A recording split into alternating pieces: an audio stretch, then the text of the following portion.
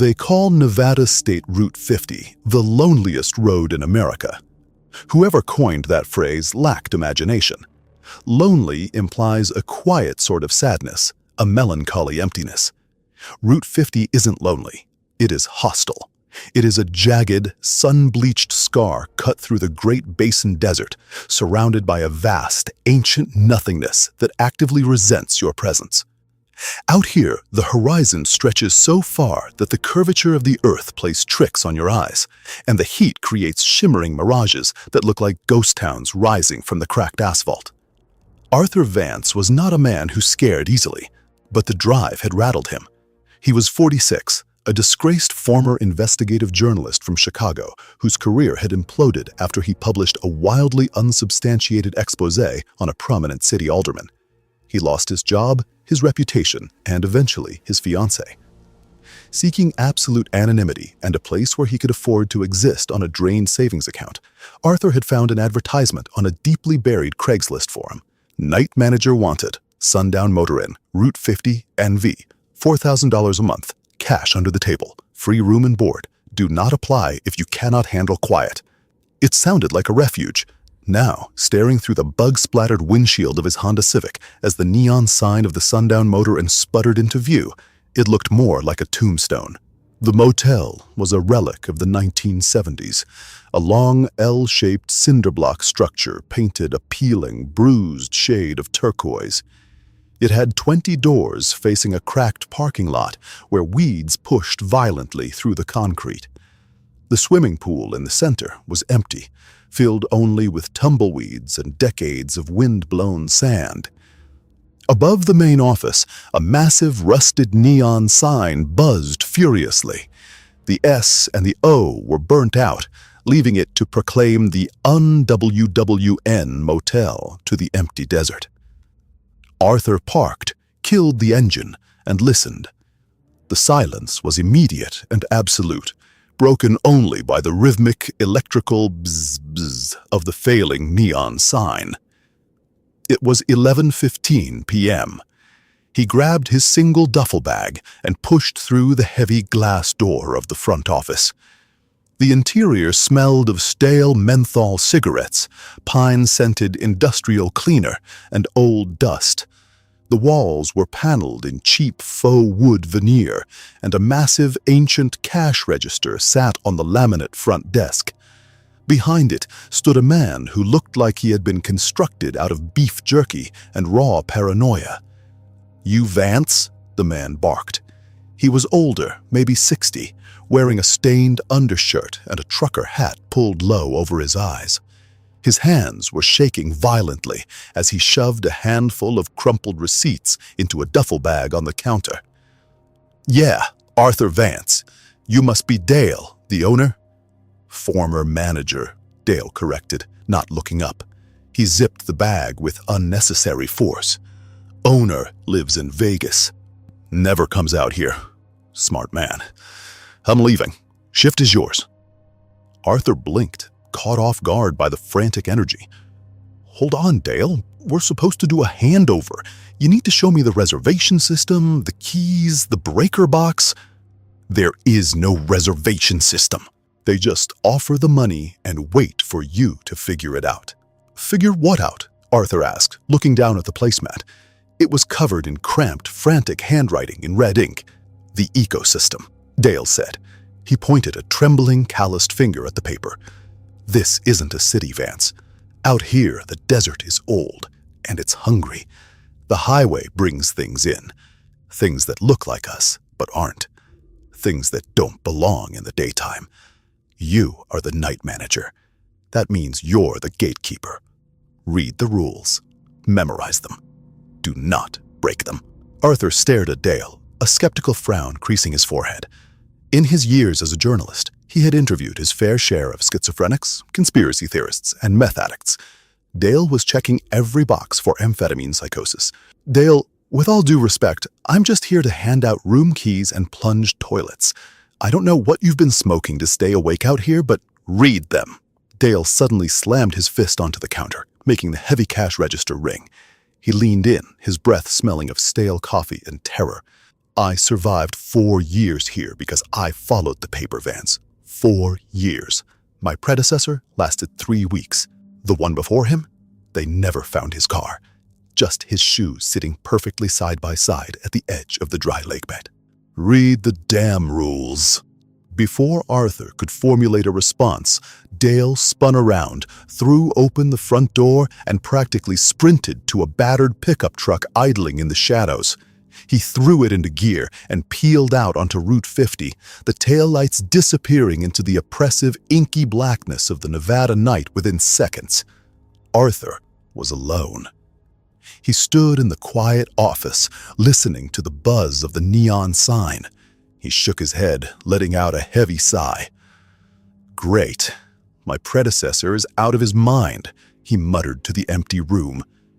He walked behind the desk, settled into the squeaky faux leather office chair, and pulled the greasy diner playmat toward him. The handwriting was erratic, the letters violently slashed into the paper as if the writer had been racing a clock. At the top, underlined 3 times, it read, "The Midnight Shift Survival Protocols." Arthur rolled his eyes, but his journalistic curiosity won out. He began to read. Rule 1. Room 7 is permanently out of order. There's a padlock on the door. Do not remove it. If the padlock is missing when you do your rounds, immediately return to the office, lock the door, and close the blinds. Do not look out the window, even if you hear someone screaming for help. The voice will sound like someone you love. It is not. Rule 2. At exactly 3:33 a.m., the rusted payphone at the edge of the parking lot will ring. It hasn't been connected to a landline since 1998. You must walk outside and answer it by the 3rd ring. When you pick up the receiver, you will hear heavy breathing. Say, "He already left," and hang up immediately. Do not listen. Do not say anything else. Rule 3. If a pristine 1957 Chevrolet Bel Air pulls under the canopy, do not approach. A way for the isolated, stir-crazy locals to mess with the city boys who came out here looking for an easy paycheck. He refused to give it another thought. He spent the next 3 hours organizing the office. He wiped down the counters, sorted the physical brass keys on the pegboard, and familiarized himself with the archaic security camera system.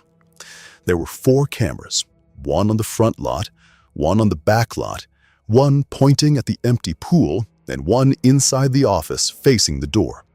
The feeds were grainy, black and white, and prone to stuttering. Nothing moved on any of them. The desert was dead. By 3 a.m., the crushing boredom had set in. Arthur poured himself a cup of tar-black coffee from the drip machine in the corner, grabbed a battered copy of a John Grisham paperback left behind by a previous manager, and propped his feet up on the desk. The silence of the desert was different from city silence. In Chicago, silence was just a pause between sirens. Here, the silence was aggressive. It pressed against the windows, a heavy, suffocating blanket of absolute nothingness. At 3:20 a.m., the wind began to pick up. It whistled through the gaps in the window frames, a low, mournful sound that rattled the blinds. At 3:30 a.m., Arthur checked his watch. He thought about Dale's ridiculous rules. At exactly 3:33 a.m., the rusted payphone at the edge of the parking lot will ring. He looked out the front window. Through the dusty glass, he could see the silhouette of the old payphone stand at the far edge of the asphalt, illuminated only by the moonlight and the erratic strobing of the broken neon sign. It was a relic, covered in graffiti and rust. Dale had been right about one thing. Arthur had noticed earlier that the phone didn't even have a cord connecting it to a utility pole. It was a dead hunk of metal. Arthur took a sip of his coffee. The digital clock on the desk flipped. 3:31 a.m. 3:32 a.m. Arthur smiled to himself. "Crazy old bat," he muttered. The clock flipped. 3:33 a.m. Outside, in the darkness, cutting through the howling desert wind and the silence of the Mojave, a sound erupted. Ring! Ring! Arthur froze. His coffee cup stopped halfway to his mouth. The hair on his forearm stood straight up, a sudden chill washing over his skin despite the lingering heat of the office. Ring! Ring! It was the shrill mechanical bell of a rotary payphone, and it was coming from the edge of the parking lot. Arthur slowly lowered his feet from the desk. He stood up, his heart beginning to hammer a frantic rhythm against his ribs. He walked to the window and pressed his face against the glass. The payphone sat in the darkness, alone, vibrating slightly as the mechanical bell inside it screamed into the desert. Rule 2. You must walk outside and answer it by the third ring. Say, "He already left," and hang up immediately. "It's a prank," Arthur said out loud, his voice sounding thin and weak in the empty office.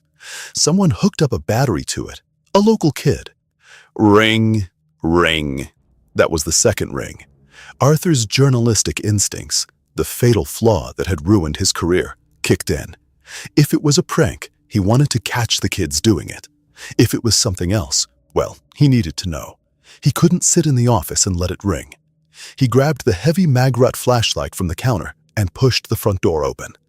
The desert wind hit him instantly, carrying the smell of dry sage and ancient dust. The night air was freezing, a stark contrast to the daytime heat. Ring, ring. The third ring. He was out of time. Arthur sprinted across the cracked asphalt, his boots slapping loudly against the ground. He reached the rusted metal stand, grabbed the heavy, cold receiver, and yanked it off the hook, pressing it to his ear. He opened his mouth to shout, to curse out whoever was playing this game, but the words died in his throat. Rule 2. Do not listen. Do not say anything else. Arthur listened. There was no static on the line. It was crystal clear. But it wasn't the sound of heavy breathing, like the rule had warned. Instead, it was the sound of a crowded room. He heard the clinking of silverware against porcelain plates. He heard the low, murmuring hum of dozens of people engaged in polite dinner conversation. He heard the faint, brassy tune of a jazz band playing in the background. It sounded like a recording of a high-end Chicago steakhouse in 1925. "Hello?" Arthur whispered, completely bewildered, his grip tightening on the receiver. He forgot the script. He forgot Dale's warning. "Who is this?" The background noise on the phone abruptly stopped.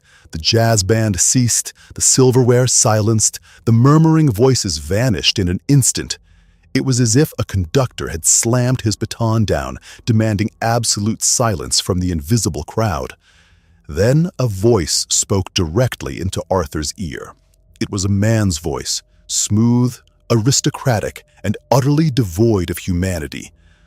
"Oh, good," the voice whispered, sounding wet and impossibly close, as if the speaker's lips were brushing against the plastic of the receiver. "We didn't hang up. We've been waiting for a new one to look at." Arthur's blood ran cold. Pure, paralyzing terror seized his muscles. He tried to pull the phone away from his ear, to slam it back onto the cradle, but his arm refused to obey. "Don't turn around, Arthur," the voice purred through the phone. "We are right behind you." Arthur's breath caught in his throat. He could hear it now, not through the phone, but in the physical air around him. The sound of dozens of footsteps shuffling softly on the gravel, just inches behind his back. He could smell them, the sickening, sweet odor of rotting meat and expensive cologne. He had broken the rule on his very first night. And out here on Route 50, the desert didn't offer second chances. The air behind Arthur Vance dropped by 20 degrees in a single second. The smell hit him before anything else, a nauseating, suffocating blend of expensive, musky sandalwood cologne and the unmistakable metallic stench of butcher shop decay. It coated the back of his throat, thick and greasy. He stood frozen at the rusted payphone, the heavy plastic receiver still pressed against his ear. "Don't turn around, Arthur. the voice on the line had said. "We are right behind you." The gravel directly behind his heels crunched. It wasn't the sound of one person shifting their weight. It was the synchronized, subtle shifting of dozens of pairs of shoes. Dress shoes, leather soles scraping against the Nevada dirt. He could feel their collective body heat, a stagnant, damp warmth pressing against the back of his thin cotton jacket. Arthur's mind, trained for decades to process facts, evidence, and rational explanations, short-circuited entirely. Panic, raw and ancient, seized his nervous system. His lungs locked up. "Turn around, Mr. Vance," a different voice whispered. This one didn't come through the phone. It was spoken directly into his left ear, so close he felt the cold, wet displacement of air against his skin. It was a woman's voice, raspy and hollow. "We dressed up just for you. Don't be rude." In the depths of his terrified mind, a single desperate thought managed to breach the surface. The diner placement. The erratic, red ink handwriting of Dale, the frantic former manager. Rule 2. Say, "He already left," and hang up immediately. Arthur squeezed his eyes shut, his knuckles turning white as he gripped the receiver. His jaw. He fell backwards against the faux wood paneling, his chest heaving, sucking in massive, greedy lungfuls of stale, pine-scented air. Arthur stared at the glass door, expecting a mob of mutilated, tuxedo-clad corpses to smash through it. Nothing. The parking lot was entirely empty. The rusted payphone stood alone beneath the erratic glow of the broken neon sign. His flashlight lay on the ground a few feet away, its beam cutting a lonely swath of light through the dust motes. There were no footprints. There was no mob. The deafening shrieks had vanished the exact millisecond the deadbolt clicked into place. "You're having a stroke," Arthur gasped, clutching his chest. "You drove 14 hours straight. You drank 5 Red Bulls. You are having an ischemic stroke, Arthur. That's what this is." He forced himself to his feet, his legs feeling like they were made of damp sand. He staggered behind the front desk, practically collapsing into the squeaky leather office chair. His hands shook so violently he could barely open the top drawer. He pulled out the greasy diner playmat and smoothed it out on the laminate surface under the desk lamp. The red ink seemed to glare at him. It wasn't a prank. The sheer, impossible reality of what had just happened outside fundamentally broke Arthur's understanding of the universe. The Mojave Desert wasn't just empty. It was occupied by things that defied physics, biology, and sanity. And Dale had known. The missing managers had known. Arthur looked at the digital clock on the desk. 3:52 a.m. His heart, which had just begun to slow to a manageable rhythm, spiked again.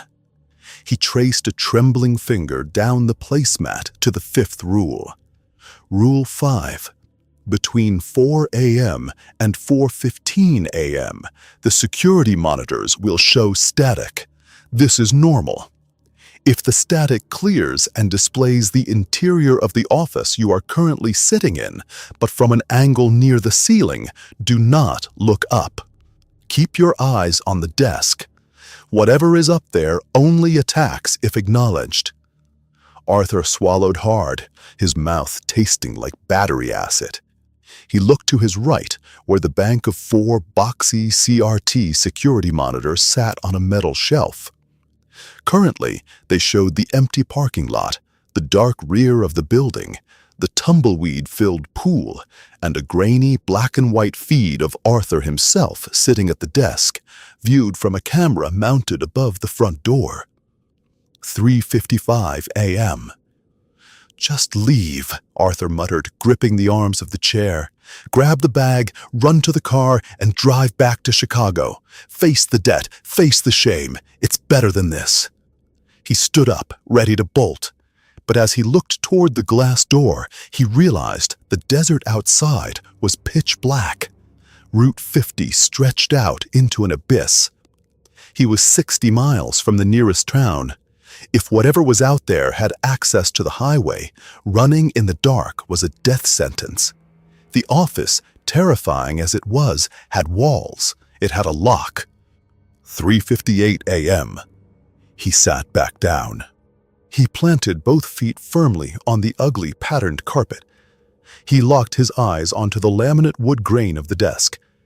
He laced his fingers together and rested them on the edge of the placemat. 3:59 a.m.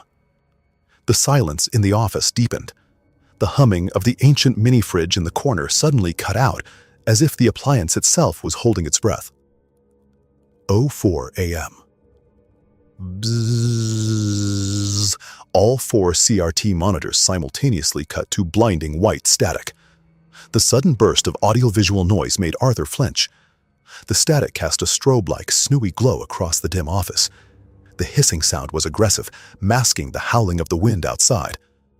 Arthur kept his eyes locked on his own knuckles. They were bone white. Do not look up. Do not look at the monitors. Do not look at the ceiling. 5 minutes passed in absolute agony. The static continued to hiss. Arthur's neck began to ache from the tension of holding his head rigidly in place. He started reciting the U.S. Constitution in his head, trying to anchor his mind to something factual, something human and historical. We, the people of the United States, in order to form a more perfect union. Then the hissing on the monitors abruptly stopped. The silence that followed was suffocating. Out of the corner of his peripheral vision, Arthur could see that the glow from the monitors had changed from the chaotic white of static to a steady pale gray.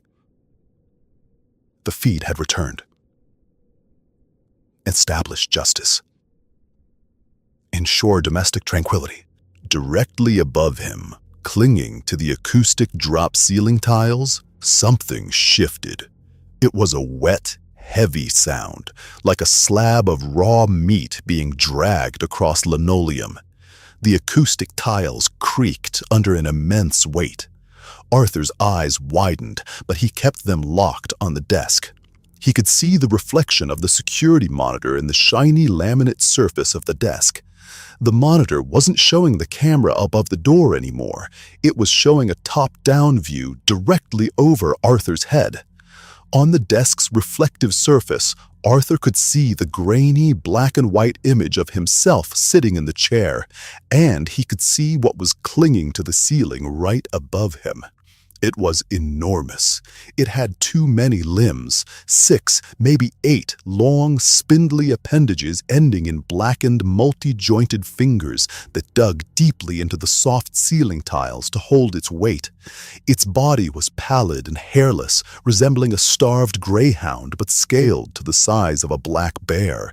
Its head hung upside down, suspended by a thick serpentine neck, dangling mere feet above Arthur's own head.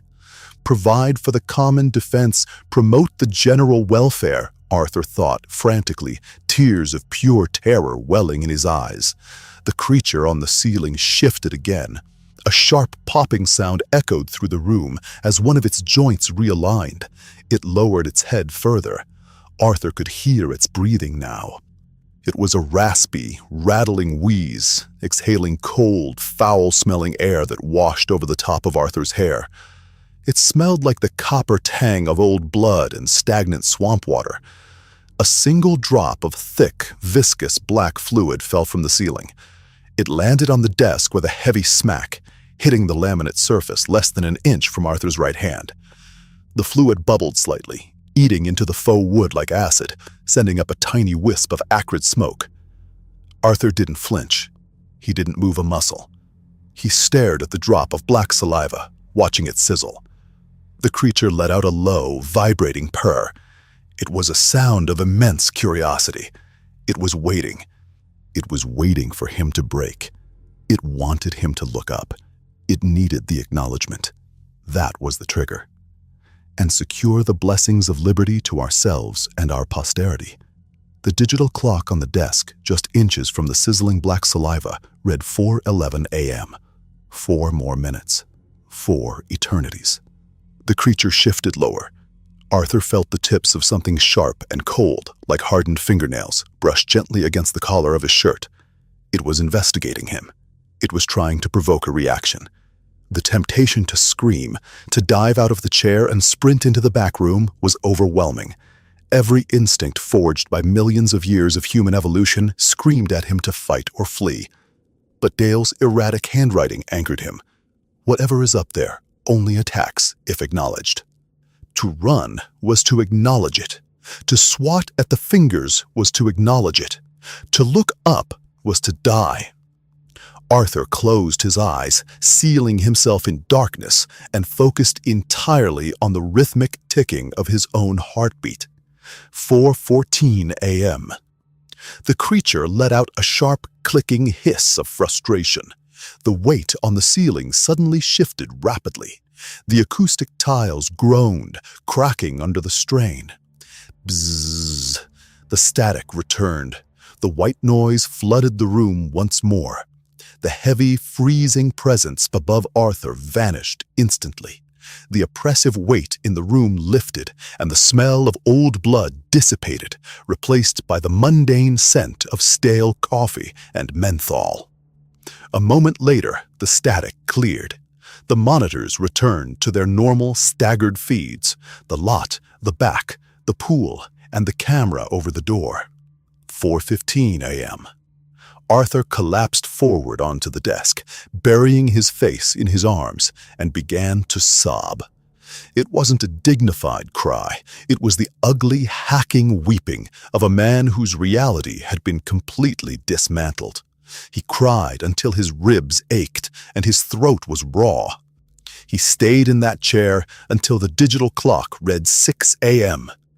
Outside, the darkness began to bleed away, replaced by the bruised purple and violent orange of a Nevada sunrise. The howling wind died down. The neon sign above the office finally clicked off, its buzzing replaced by the distant, lonely chirp of a desert sparrow. Arthur stood up. His legs were stiff, his back screaming in protest. He looked up at the ceiling. The acoustic tiles directly above his chair were pristine. There were no claw marks, no sagging panels. He looked down at the desk. The drop of black saliva was gone, leaving only a small, perfectly round burn mark in the laminate. He didn't care. He was done. Arthur grabbed his duffel bag from the back room, threw the heavy ring of keys onto the desk, and walked out the front door. The morning air was crisp and clean. The desert looked beautiful in the dawn light, sweeping and majestic. It was a perfect camouflage. He walked briskly to his Honda Civic, threw his bag into the passenger seat, and climbed behind the wheel.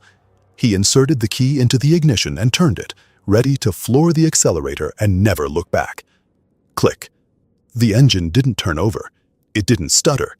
It just clicked. A hollow, empty sound. Arthur frowned. No. Come on, don't do this.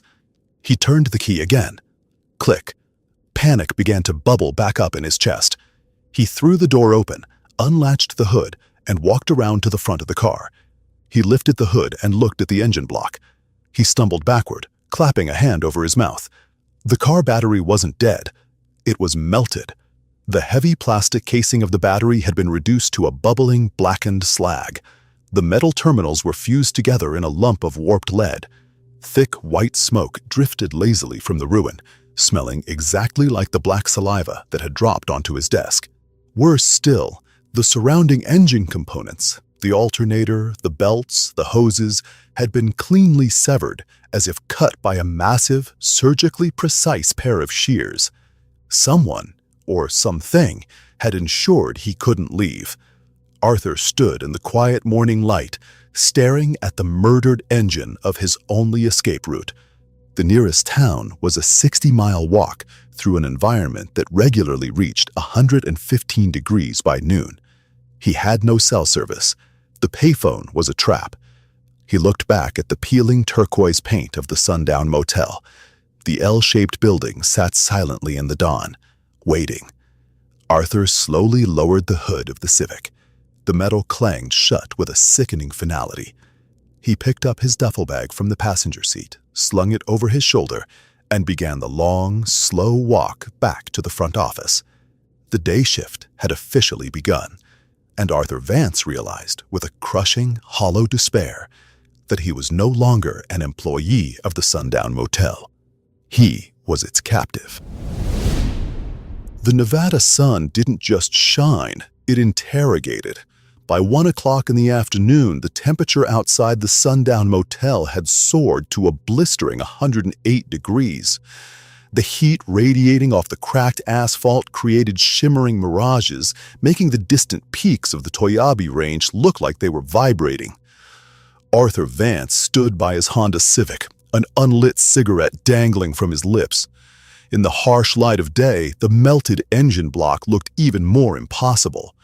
The heavy plastic casing of the battery hadn't just melted, it had fused with the steel of the chassis. The rubber hoses were severed with surgical precision. There were no scorch marks, no footprints. Someone or something had ensured he couldn't leave. The message was loud and clear. You are trapped. Exhausted and terrified, Arthur retreated to the sweltering front office. He bypassed the cash register and tore through the bottom drawers of the filing cabinet, searching for answers. He found them wrapped in a rubber band, Dale's old composition notebooks. It wasn't just a ledger, it was a survival diary. Arthur flipped through the frantic, slanted handwriting. March 14th. The Bel Air came back. I slipped the map under the door. I made the mistake of looking at the driver's window. The man in the seersucker suit has no eyes, but he knew I was looking. My nose bled for 2 hours after his taillights sank into the earth. August 2nd, Room 7 tested the padlock again. It sounded exactly like my dead wife Sarah, begging me to let her out. I put on noise-canceling headphones. The door frame is buckling. November 18th. The owner called today, asked if the vending machine was still operating. He knows what this place is. We aren't managers, we're wardens. Arthur closed the notebook, a cold sweat breaking across his forehead. Wardens. The Sundown Motel wasn't a failing business, it was a containment facility, a physical barrier built over something ancient and terrible, using the facade of a roadside inn. At 4:15 p.m., the silence was broken by the sound of tires crunching on gravel. Through the dusty window, Arthur saw a battered Hyundai Sonata limp under the canopy. The radiator was hissing violently, shooting steam into the air. A young man, early 20s, practically fell out of the driver's seat, red-faced and panting. Arthur rushed out. Normalcy had arrived, and he felt a sudden, desperate need to protect it. "Radiator blew," the kid gasped, wiping his forehead. "I'm David. Phone has no signal. Please tell me you have a landline or a mechanic." "No mechanic, and the phones are dead," Arthur said firmly, steering David into the slightly cooler office. He handed him a bottle of water. "You'll have to wait until tomorrow for a state trooper. I can give you a room for $50, cash only." David paid and took the key for room 12. Before he left, Arthur leaned over the counter, his eyes deadly serious. "Listen to me. Lock the door. Pull the blackout curtains. Do not open the door after sunset. Not for a knock, not for a voice, not even if someone yells fire. Do you understand?" David gave him a weird look, clearly thinking Arthur was a paranoid local, but nodded and left. Arthur let out a long breath. He had done what he could. 2 hours later, as the sun began its descent and the sky bruised into deep violet, the office door chimed. David walked back in. He looked annoyed. In his right hand, he held a sleek aluminum can. Arthur's heart stopped. It was a standard soda can, but it had no branding. It was coated in a matte van-to-black finish that seemed to absorb the room's light. Rule 4. The vending machine occasionally dispenses black, metallic cans with no labels. Place the can in the office safe. Do not open it. The safe contains the pressure. "Your vending machine is messed up," David complained. "I put in $1 for a Coke and it spit this thing out. It's freezing cold and it's heavy as lead." "I'll give you a refund," Arthur said, his voice tight. He held out a dollar bill. "Just hand it here, David." "Hold on, I kind of want to see what's in it," David smirked. He hooked his finger under the tab. "David, don't!" Arthur barked. It was too late. David pulled the tab. It only cracked a fraction of a millimeter. Shh. The atmospheric pressure inside the office plummeted instantly. Arthur's eardrums bowed inward with agonizing force. The fluorescent lights dimmed to a sickly brown. From the microscopic crack in the can, a sound escaped. A high-pitched harmonic chorus of 1,000 voices screaming in absolute agony. It vibrated in Arthur's teeth and tasted like ash. David's eyes widened in sheer panic. A thick drum. He slammed the steel door shut and spun the dial. He walked back to the front window. The sun was gone. The desert was pitch black. Above him, the neon sign buzzed to life. Sundown Motel. Arthur Vance sat down in his squeaky leather chair. Night 2 had begun. By 1:14 a.m., the adrenaline that had been keeping Arthur Vance wired began to curdle into a toxic paranoid exhaustion. He sat in the front office, the harsh fluorescent lights humming above him. His eyes flicked between the 4 grainy security monitors and the glass front door. Outside, the wind howled across the Great Basin, kicking up waves of alkaline dust that scoured the parking lot. Room 12 was completely dark. David had followed instructions. Arthur drank his 4th cup of black coffee, his hand trembling slightly against the ceramic mug.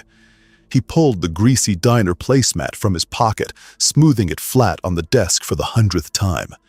He had survived the payphone. He had survived the ceiling crawler. He had contained the black can. Rule 3. If a pristine 1957 Chevrolet Bel Air pulls under the canopy, do not approach the vehicle. The driver is a tall man in a seersucker suit. He has no eyes. Arthur stared at the monitor displaying the front lot. A pair of headlights pierced the absolute darkness of Route 50. Arthur's breath hitched. Vehicles almost never passed this late, and when they did, they were usually long-haul truckers pushing 80 miles an hour to get to Reno. But these headlights were moving incredibly slowly. They turned off the highway, the tires crunching onto the motel's gravel driveway. A car glided under the flickering aluminum canopy of the front office. It was a 1957 Chevrolet Bel Air, painted in a flawless, showroom-shine cherry red and white two-tone. The chrome bumper gleamed unnaturally in the dark. But the most terrifying thing about the car wasn't its pristine condition. It was the fact that it was entirely silent. There was no rumble of a V8 engine, no exhaust smoke, no sound of tires on pavement. It moved like a ghost passing through a photograph. Honk, honk, honk. The horn shattered the silence, loud and brassy. Arthur leaped out of his chair. He didn't look out the front window. Do not let him see you looking at him. He kept his eyes glued to the scuffed linoleum floor. He moved quickly to the brochure rack near the door, grabbed a complimentary folding map of Nevada, and dropped to his knees. Keeping his head down, Arthur slid the map under the crack of the heavy glass door. It pushed through to the outside concrete. Then, exactly as the rule dictated, Arthur stood up, keeping his gaze locked on his own shoes, and retreated into the cramped back office. He pulled the heavy wooden door almost completely shut, leaving only a half-inch crack so he could see the security monitors on the desk.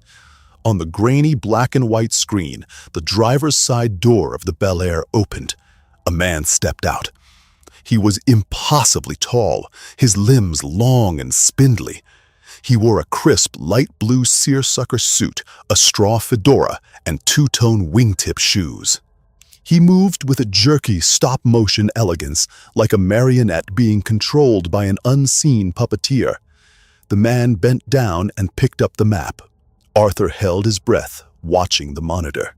"Just get back in the car. Find your way back to the highway." But the man didn't get back in the car. Slowly, deliberately, he lifted his head and looked directly into the security camera mounted above the door. Even on the low-resolution CRT monitor, Arthur could see the face clearly. It was exactly as Dale had described. The man had a sharp nose, high cheekbones, and a wide, slick smile. But where his eyes should have been, there was nothing. Just smooth, unbroken, pale skin stretching from his forehead to his cheeks. The eyeless man tilted his head to the side, like a dog hearing a high-pitched whistle. His smile widened. He didn't look at the map. Instead, he turned his head slowly to the right, facing down the long exterior corridor of the motel. He was looking directly toward room 12. "He smells the blood," Arthur realized with a jolt of horror. David's nosebleed from the pressurized can. The man in the seersucker suit dropped the map onto the asphalt. He took a long, gliding step toward the guest rooms. Arthur's heart slammed against his ribs. The rules didn't cover this. The rules only told Arthur how to save himself. But if that thing reached room 12, David was dead. "Damn it," hissed Arthur. He threw the back room door open, dashed to the front desk, and slammed his hand down on the PA system microphone that piped audio out to the parking lot. "Hey!" Arthur yelled into the mic, his voice booming out over the desert wind. Out in the lot, the tall man froze. He slowly swiveled his eyeless face back toward the front office window. "The map is on the ground," Arthur said, his voice shaking but loud. He kept his eyes locked firmly on the desk calendar, refusing to make eye contact through the glass. "Take it and leave. You aren't registered here." The man in the suit stood perfectly still for 10 agonizing seconds. Then he walked up to the glass door of the office. Arthur could see the bottom of the man's wingtip shoes just on the other side of the glass. Tap, tap, tap. A long, bone-white fingernail tapped against the glass. "You're not Dale," a voice drifted through the thick glass. It didn't sound muffled. It sounded like it was broadcasting directly into the center of Arthur's brain. It was a smooth, transatlantic radio announcer voice from the 1940s. Dale was polite. Dale never raised his voice. Arthur stared at the desk. He bit his lip until he tasted copper. He didn't answer. "The boy in room 12 has a bloody nose, new guy. I was just going to offer him a ride to Reno, a gentlemanly courtesy." Arthur gripped the edge of the desk. "Do not engage. You told him to leave. Now shut up." The man sighed, a wet, rattling sound. "You wardens are all the same. No sense of hospitality." The wingtip shoes pivoted. Arthur heard the heavy, metallic clunk of the Bel Air's door opening and closing. He allowed himself to... The woman who had left him in Chicago. The woman who was alive and well, 2,000 miles away. The padlock groaned, the metal beginning to screech under the immense pressure. Night 2 was far from over. The sound of splintering wood echoed across the empty asphalt like a gunshot. Arthur Vance stared at the security monitor. The heavy steel hasp on the crimson door of room 7 was physically tearing out of the cinder block wall. Concrete dust rained down onto the walkway. "Arthur, please, I can't breathe. The smoke is choking me." Emily's voice. It was perfect. It had the exact slight rasp she got when she was terrified. The same vocal break he had heard the night she packed her bags and left their Chicago apartment for good. Rule 1. If the padlock is missing, immediately return to the office, lock the door, and close the blinds. Do not look out the window. The rules told him how to hide. They didn't tell him what to do when the containment was actively failing. Dale's journal had mentioned reinforcing the masonry, which meant Dale had fought back. If that door opened, whatever was inside wouldn't just take Arthur, it would take David in room 12, and it would spill out onto Route 50. Arthur was the warden. He couldn't hide. He bolted into the maintenance closet in the back room. He tore past boxes of cheap soap and spare toilet plungers until he found what he was looking for: a heavy-duty, galvanized steel logging chain and a massive brass Yale padlock, the kind used to secure shipping containers. He threw the heavy chain over his shoulder, grabbed the padlock, and sprinted back into the front office. He didn't hesitate. He hit the front door, bursting out into the freezing, howling Nevada night. The wind whipped alkaline dust into his eyes, but Arthur kept his head down, sprinting down the exterior corridor toward room 7. The temperature plummeted with every step he took. By the time he was 10 feet away, he could see his own breath pluming in the air. Clang! Screech! The master lock finally gave way. The metal hasp sheared off the cinder block, the screws violently ripping free. The crimson door buckled outward, held shut only by the friction of the warped wooden frame. "Arthur, thank God! Open it! Open it!" Emily's voice shrieked from the dark crack in the door. "You're not Emily," Arthur roared over the wind. He reached the door, grabbing the iron handle. He planted his boots on the concrete walkway and threw his entire body weight against the crimson wood, slamming the door flush with the frame. The moment his body hit the wood, the temperature of the door seeped through his jacket. It was like leaning against a block of dry ice. From the other side, the frantic, panicked pounding stopped. The silence that followed was worse. It was heavy, calculating. "You always were a coward, Artie," the voice whispered. It was still Emily's voice, but the panic was gone. It was replaced by a cold, malicious amusement. It was the voice she had used when she finally realized he had fabricated his sources for the article that ruined his career. "You hide when things get hard. You lied in your column. You lied to me. And now you're going to die out here, completely forgotten." "Shut up," Arthur hissed through clenched teeth. He unwound the heavy steel chain from his shoulder. There was a thick steel support pillar driven into the concrete directly next to the doorframe. Arthur quickly whipped one end of the chain around the pillar, then threaded the other end through the heavy iron handle of the crimson door. Suddenly, the door violently jerked inward, pulling Arthur forward. Through the 3-inch gap, Arthur caught a glimpse of the interior of room 7. It wasn't a motel room. There was no bed, no television. It was a cavernous, pulsating void of dark, wet flesh, lit by a sickly, bioluminescent purple glow. And reaching out through the gap, grabbing the edge of the door, was a hand. It was human in shape, but the skin was translucent, revealing black, writhing veins beneath the surface. The fingernails were elongated, jagged pieces of bone. Arthur squeezed his eyes shut. "Do not look at it." He pulled the chain with all the strength his 46-year-old body possessed.